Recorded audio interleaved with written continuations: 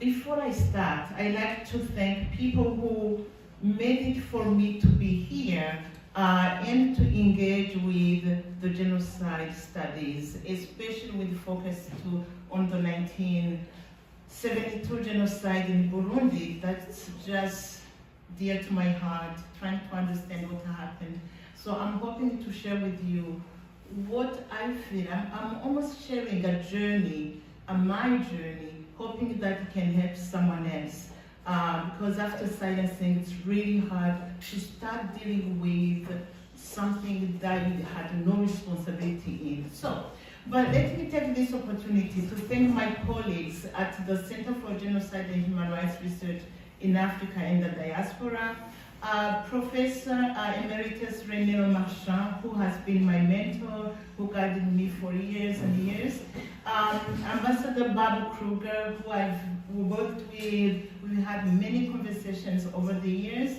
Jody Mikalachki, who is actually from Canada originally, she's a Canadian American, and has lived in Burundi for many, many years, who's also a colleague who really helped me get on this journey, answering my questions, and so on. And so all these people, in addition to our colleagues who are Holocaust scholars, really helped me engage with something very hard to understand, genocide. So again, I take this opportunity to thank all these members of the communities at large who have really supported me over the years, personally and professionally. So I cannot promise you to give you answers, but I do promise to share questions that I have been dealing with over the years. So only food for thought is what I'm going to share.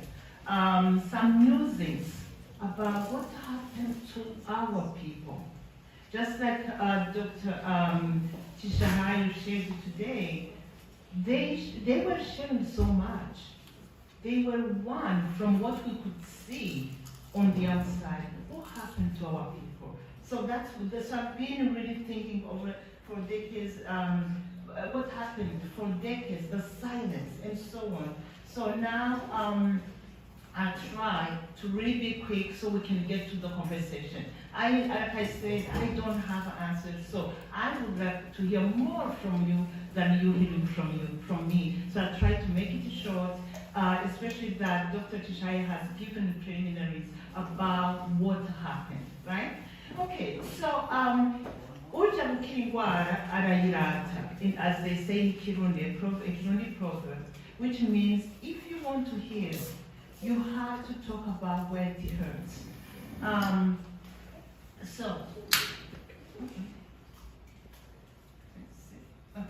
All right. So key considerations. So I'm going to try to cover some socio-historical aspects of the genocide, socio-cultural and socio-political considerations.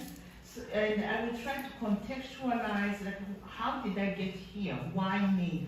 And then I will go on and start asking questions, literally. That's all I'll be doing, asking questions. And I know some of you have answers. Maybe there are questions we don't have answers for, and you can help me looking forward. How will we can try to find answers together. Okay, so René Marchand, again, you'll hear me talk about him a lot because I've spent hours and hours with him, days and days, talking about, trying to see what he's learned over the years. So for him, he says, the intention here, when he talks about the 1972 genocide, encouraging survivors, witnesses, to talk about what happened to them. He says, l'intention ici n'est pas de raviver les haines, mais de remettre à vif les blessures de l'histoire. Pas de remettre à vif les blessures de l'histoire, mais d'aider à les repenser pour mieux les penser. And in English, so when it comes to wounds from the past, we need to help remember them in order to help heal them better. So we cannot just be quiet or whisper it among ourselves, survivors, survivors and witnesses, we have to tell the world what happened to us. And that's the journey I'm on. I'll share briefly later on what I'm trying to do at my level. So we do have to remember. And I'm just going to read the English quote from a report from the CEVER, la Commission de Vérité et Réconciliation, Truth and Reconciliation Commission. This was in 2021, where they say, okay, you can read the French, or, okay, I'll read the English part. The grave human rights violations pre-planned and executed in 1972 have left obvious and indelible sequels, ill effects in the nation.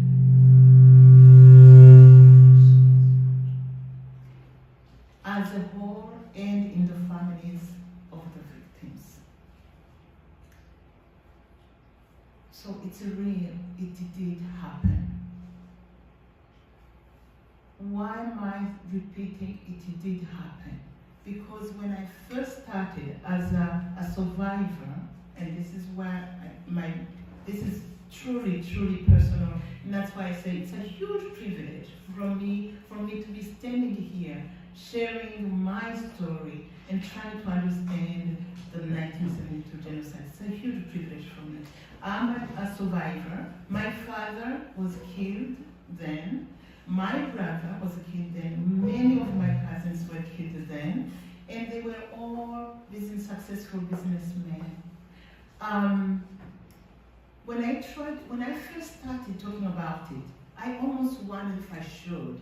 I was here, but still, I was in the West. But still, it's almost like when they silenced us, we were not, it was for good. Like, it's almost like something would happen to us if we talked, even years after. So every time I wanted to talk, I would break down and I would start questioning, am I supposed to get there and start talking about it? So, but now, looking back, I say, yes, it did happen. We need to repeat it again and again. So today, what I'm hoping to do is share talking points. As I ask questions, I want to have talking points. But that's what lacks many of us don't have. Because you suffered, you lost your loved ones. But trying to explain really what is it to someone who has no idea what Burundi is, what the 1972 genocide is, and you're trying to get words to get them to know it and help you become secondary witnesses. That's what we want, right? But we have to have talking points, and that's what I'm hoping to do. So the first one, it did happen. I had to convince myself, yes, I'm not dreaming it, I'm not crazy, it did happen.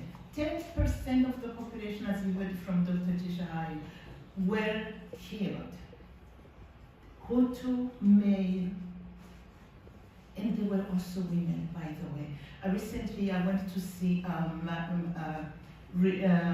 human remains, and there were also clothing, there were shoes, so you could see there were women's shoes there, bracelets, you could see women bracelets, so don't let them tell you it's only men. Yes, it's majority men, Hutu men, but there were men and the boys, of course, but there were women too, like nuns, you could see also crosses and so on. Okay, so it was a largely forgotten tragedy in global history, but it's not like the world didn't get to know. I'll share in a minute what the world knew when we look at major news agencies. So the unique aspects of this genocide, and really this is very important to us as survivors and witnesses, and those of you who will become secondary witnesses. It's very important that we get to tell that this is different. It's a different kind of genocide from the genocides, major genocides we know of. It's a bit different because there was imposed silence nationally. And those regimes that perpetrated the genocide stayed long. They just changed the people, but they stayed in place for decades. So that doesn't often happen in major genocides that we are aware of. right? And then, so I'm going to pause here and ask you, if you are Hutu here, and even if you are Tutsi, when did you find out you were Hutu? How old were you? Think about that. So I didn't know I was Hutu until I was 13 years old. I was in 7th grade when a friend told me that I was Hutu. And that my father had been killed that because he was Hutu. Oh, and that, so she knew so much. She said, and your mother is Tutsi, huh? So my father was killed because he was Hutu. My mother is Tutsi. Why did she choose to be Tutsi? That was in the mind of a 13-year-old, right? And so this discovery, the fact that the identity is not something we learned in the home. And by the way, I recently did some interviews with colleagues of mine. And we went to Burundi. And when we asked people, when they found out, when they realized they were Hutu, they said it's because, they didn't know. And I remember one of them saying, well, my family never received a cow, so we were not Hutu of anybody. Because some of you who are not familiar with the system in Burundi back when, if you could give a cow to someone, and that someone would become your Hutu. And when I say you, if Tutsi could give a cow to a Hutu or to a Tutsi, but they became the Hutu. But I actually have to say, I don't know what Tutsi was Hutu of anybody. But I know my father, being now that I know Hutu, politically speaking, we had a Hutu. So I grew up knowing that there was a Hutu who would bring us gifts because my father gave him, his family, a car. So again, all this identity, that's confusing. So I hope you are all with me with what I'm trying to do here. This identity thing is false. So socially, socioeconomically, yes, there were Hutus and Tutsis. Of course, these are words that are Burundian, right? They are Kirundi words. But the roles shifted with colonization. And in a minute, I'll come back to this. Okay. So we were called, of course the traumatization continued after in 1972 and onward, but before, Dr. Tishayo mentioned, before that, something was going on, but that did not filter in the general population, right? And so the dehumanization, enemies of the nation, and the betrayals of being a manager, and so on, didn't really become huge until 1972. So I apologize for these images. I won't stay on them too much.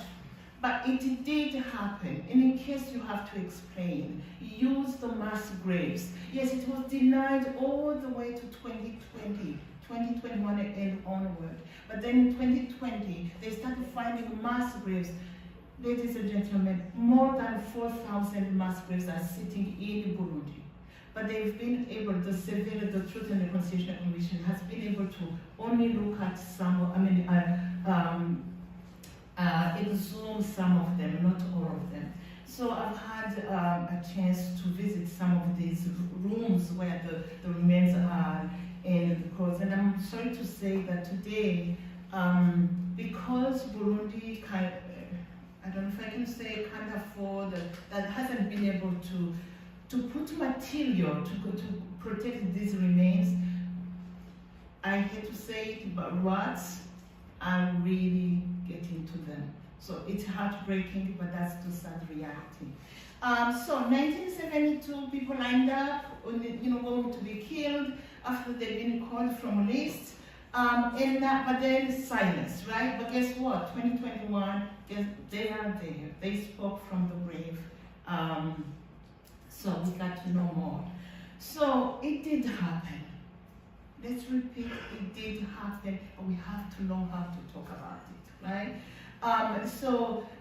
Sylvestre Ntibantunganya said when he was a keynote at the Burundi Fourth National Conference in 2021.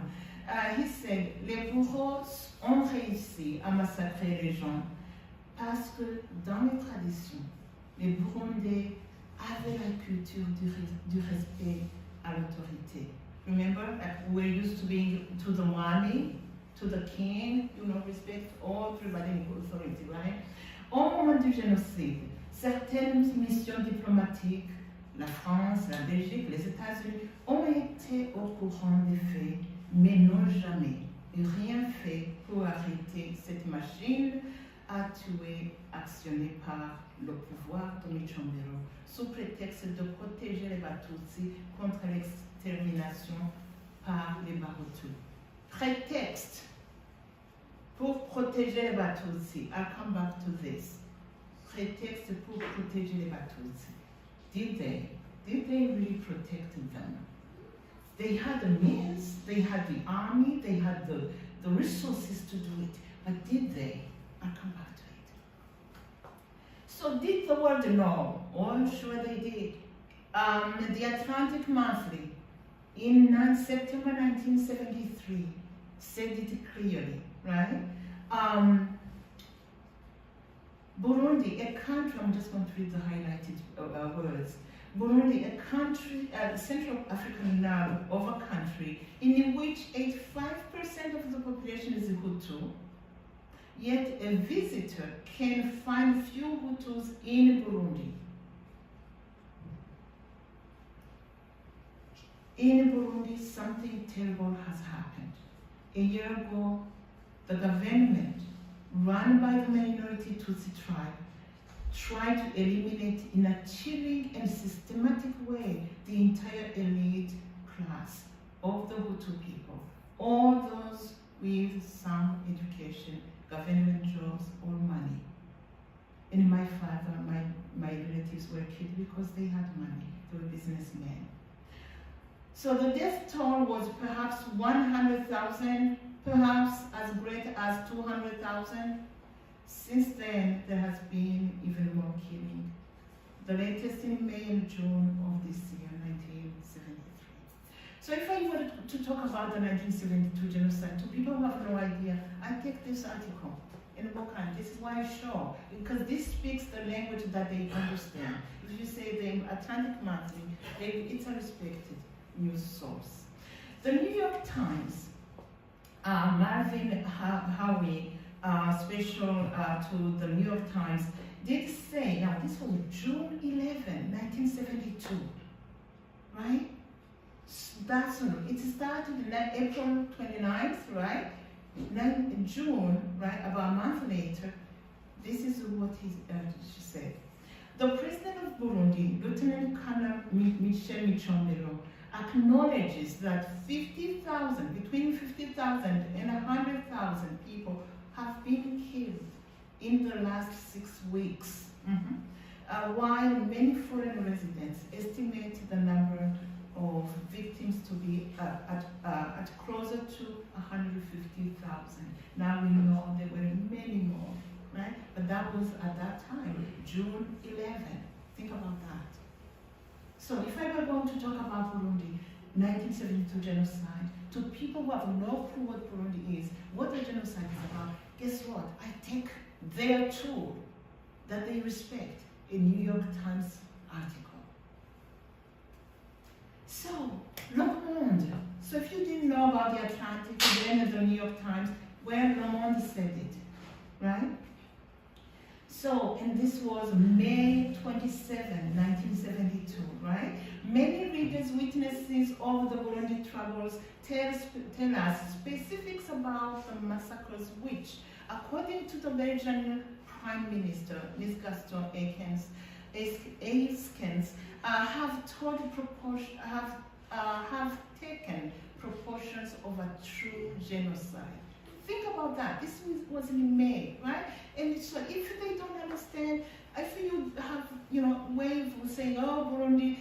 I mean, I've struggled with, when I first started talking about this as a survivor, I would say, well, a long time ago, 1972, Burundi, and within a few minutes, I had lost them.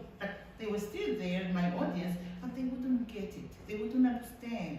Burundi is too far, the 1972 genocide, too remote in time. So I had to find ways to tell people, and this is one way, okay? So the The world knew it. But inside Burundi, so in 1965, my father was imprisoned. Why? Because he was Hutu. That's it. But he managed to flee. My uncle Tutsi did protect him. He fled to my mother's brother's house, and he was protected, right? But before that, before 1965, yes, there were troubles with the parties and all that, with the elections, but there wasn't major warnings like you would have had in Rwanda, where it was on the radios, right? Where there were newspapers. In Burundi, there wasn't such a thing. So what happened? So I used the black swan metaphor because people were in shock. Like Tishayo said, how did the people who shed so much,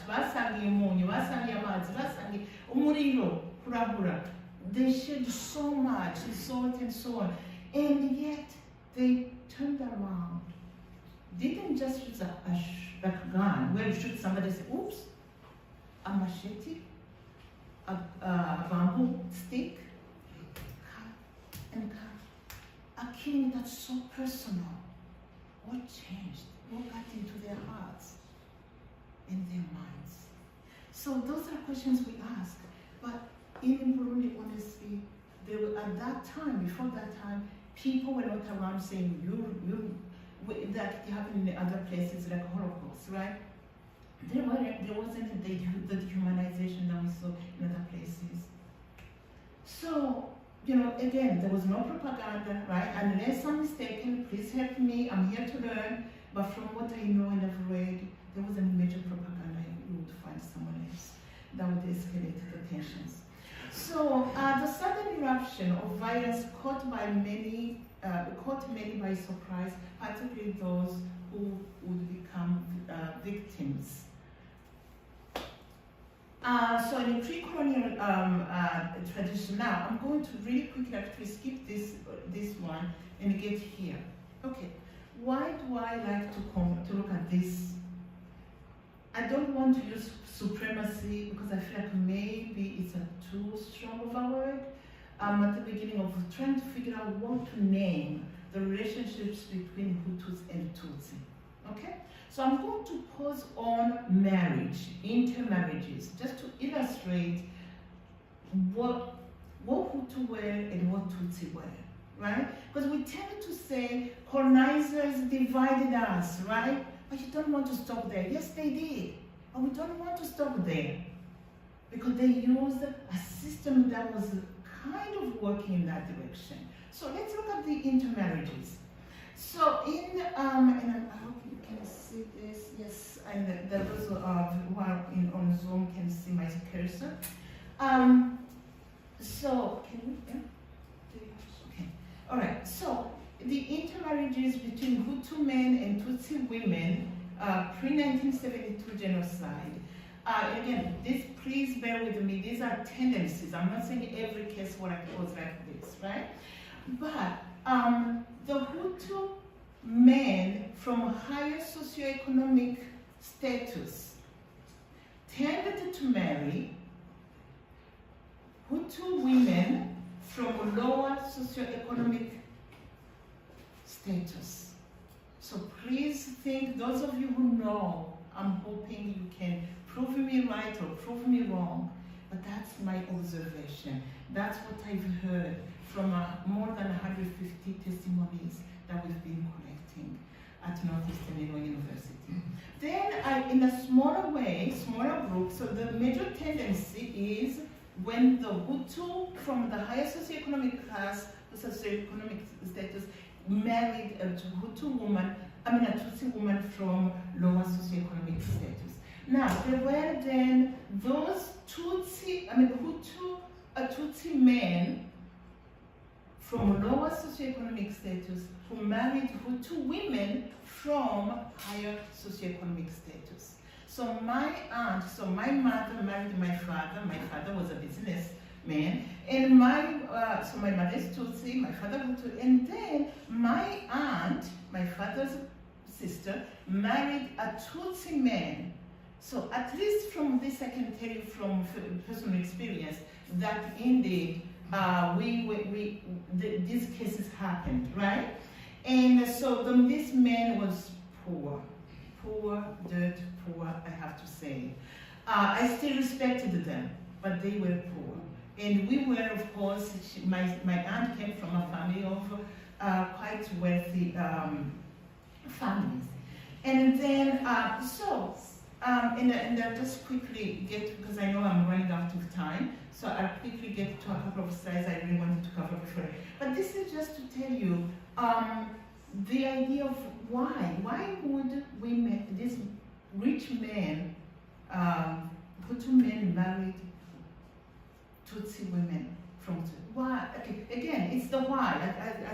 I said I'm going to be sharing questions, right?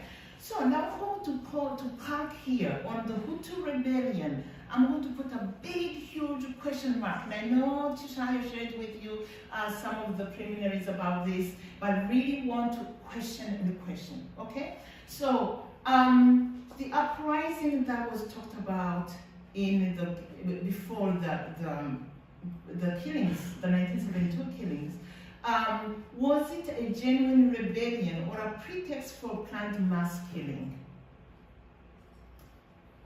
The narrative for the rebellion was also to justify the systematic targeting of the intellectuals and the leaders, right? So if this was a real rebellion, an attack from the Hutu, why call it Mai Mulele?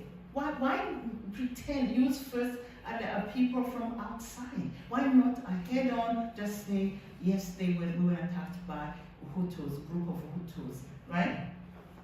And so, why was a foreign name, from DRC? Mai Mulele was a movement in the DRC, rebel group, right? And the strategic significance of linking domestic unrest to foreign elements, what was it? And how naming, that naming, intentional naming, or with the foreign people, what did it give them? Create for the perpetrators, what did that mean, right? Okay, so second, in terms of naming, why call it Ikiza, right? Ikiza is like family, right? Ikiza has no agent. Nobody did it. You see? Nobody's responsible. Guess what? That became true. Today, not a single person has been judged responsible for the killings of 1972.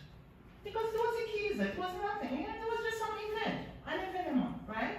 So again, this is really, we have to look at how people, the words that we use, they matter, they get into our heads, into our hearts, right? So it's easy to silence when, see, nobody did anything, right? So again, recently we now call it Ihonyaboko, right? That's a recent name. It wasn't Ihonyaboko then.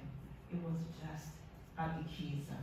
So, and the reason why I shared this slide, this image, it's Raphael Lemkin who came up with the word genocide. He worked very hard to name it because he has to carry a name for it to be significant. We cannot bring awareness to something that doesn't have a name or has been misnamed. So he worked very hard to name it genocide. And we have to work really hard to prove, to show, and stay at it, to show this was a genocide indeed. And the severe report really pinpoints all the characteristics of genocide are also shared there. Okay, so ladies and gentlemen, if the rebellion was the way it was the way it was depicted, why in the world did the Hutus start killing in Rumonge where there were very few Tutsi? When there were regions like in other places where there were many Tutsi. Why start in Rumonge where there were very, because remember in Rumonge, this is another question that's interesting. Leaders were imported into the regions where there were more Hutus. We all know that, right? So the governors, the administrators, they will go become administrators and the governors in the regions that were ruled by, where many Hutus lived, they couldn't make the Hutus themselves the leaders in those regions, right? So those imported into Rumonge were very few Tutsi, right? So why is that the killings of Tutsi? Now I've heard somewhere here in Canada that someone said genocide of Tutsi in 1972. In 1972, I couldn't believe it that there was a genocide of Tutsi. But in any case, the Hutu, that's a story of another time, by the way. So start with there were many Tutsi. Also, enemies of the state, right? So we went from Maimulele, right? Those Maimulele attacked, to describing how they go through, if they touch water, they melt, and all kinds of things. And now, the enemies of this nation, the Hutu.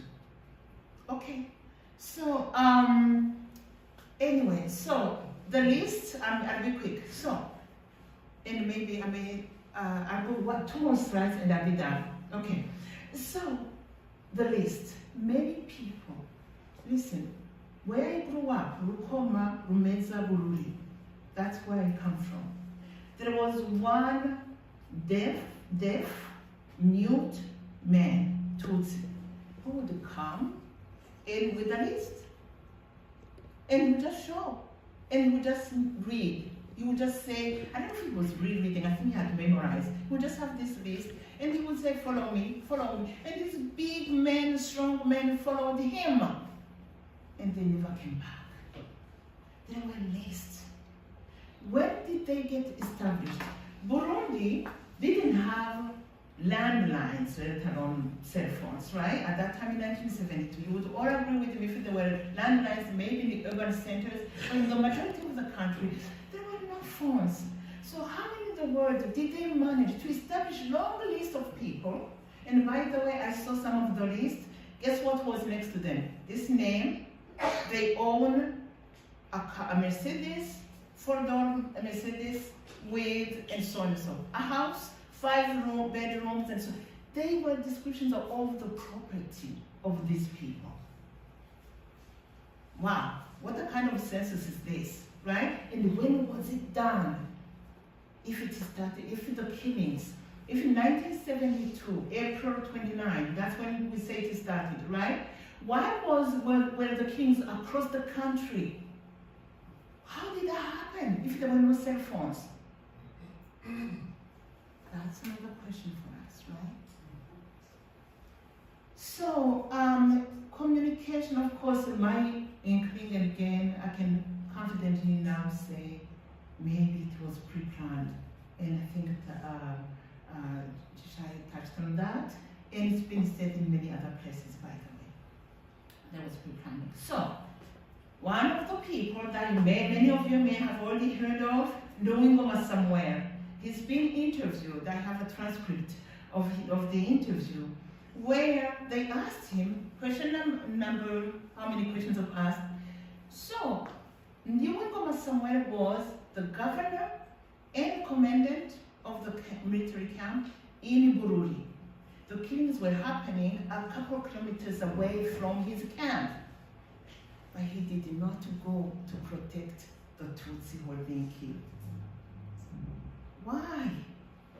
They asked him, and he said, on record, I did not get the permission from Bujumbura, meaning the government that was in place, which had been, anyway, I won't distract myself. But he said, I did not receive permission from the president.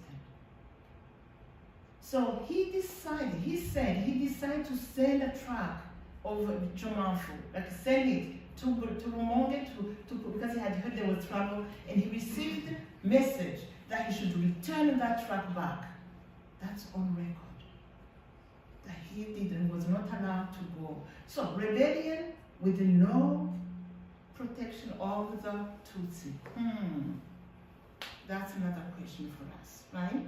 So his answer, he has talked, at least we have something in writing, on record from him, and we also have one from Nyawaki Antoine. Some of you may have already heard that name again, really known for many killings, responsible responsible for many killings. From what we know from the stories, right? Again, there's nothing official, no judgment, no court proceedings, just what people, among the 150 stories, more actually we have more, many from Rumonge, Nyanzalake, Makamba, and so on. We went and they kept bringing that name back over and over again, Nyawakira Antoine.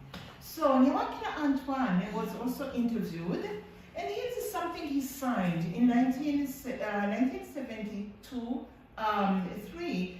This form, right, this form that you see was prepared not for one person, but for many, because they left room for hand filling. They would fill it out by hand to include the name and the size of the property and so on. So every person could get a gift.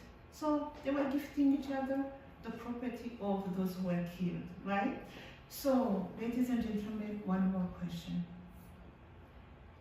My father, when he was killed, so he left actually on April 29, he left with one of his employees who worked in one of the stores.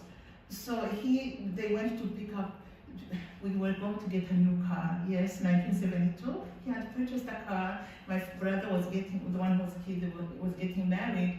So he was going to get a new car at the occasion of the wedding. So it was a very big deal. And those of you who speak, so very special. They had traced the road from the main road all the way to our house. I'm saying this, many of you who know Burundi at that time, that's like special, right? But anyway, so he goes to Bujumbura to get the car and new merchandise to replenish the stores in the local area. And so the guy he went with comes back. Okay, my father doesn't come back. You can say, well, he wasn't responsible for a grown man, so. But here's a major question for you. How did he know? Because he came and changed locks on all the stores, of course with the approval of the administrator in the government. He changed the locks and started doing business like nothing happened. How did he know that my father wasn't coming back? That's another question that many survivors who lost property would ask. Why this? Why this form was signed, right?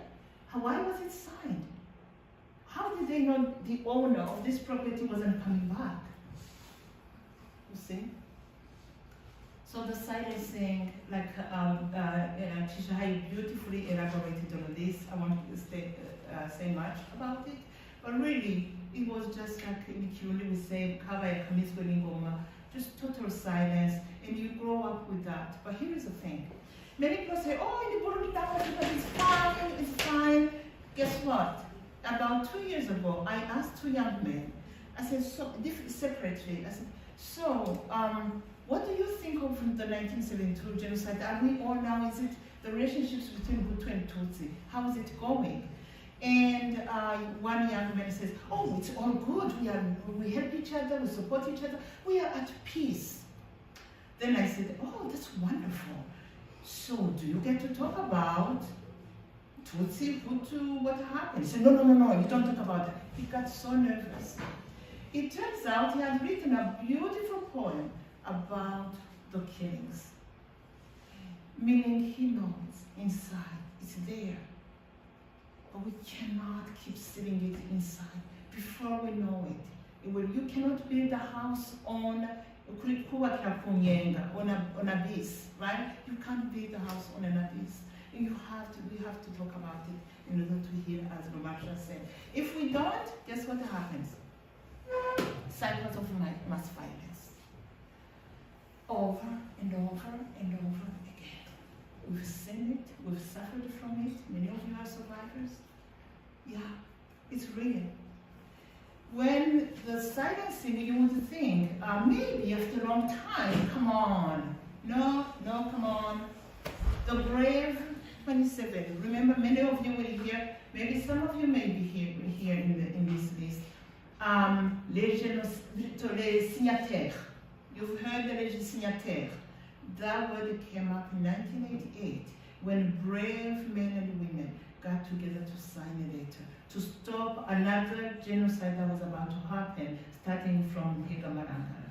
So we know that if you dared to talk during under those regimes, you risked so much, and this is what happened to these people. They did sign, but they paid dearly. Some had to flee, they were in prison, they were tortured, their families, I mean, so much. So, yes, trauma happened, and we followed, and I'm about to finish with this. We cannot heal the trauma if we don't tell the stories in a very strategic, intentional way. We have to tell our stories, but we have to figure out how to tell the stories in a way that people can understand, because what happened is so different that it's hard to really understand it in general talking. We have to find those talking points. And that's what I've been trying to do personally. Not that I'm special, no. It's just that I've been really privileged, blessed to be in a university that welcomed me with my story. And I realized how, when I first started talking, so I'll make it real quick.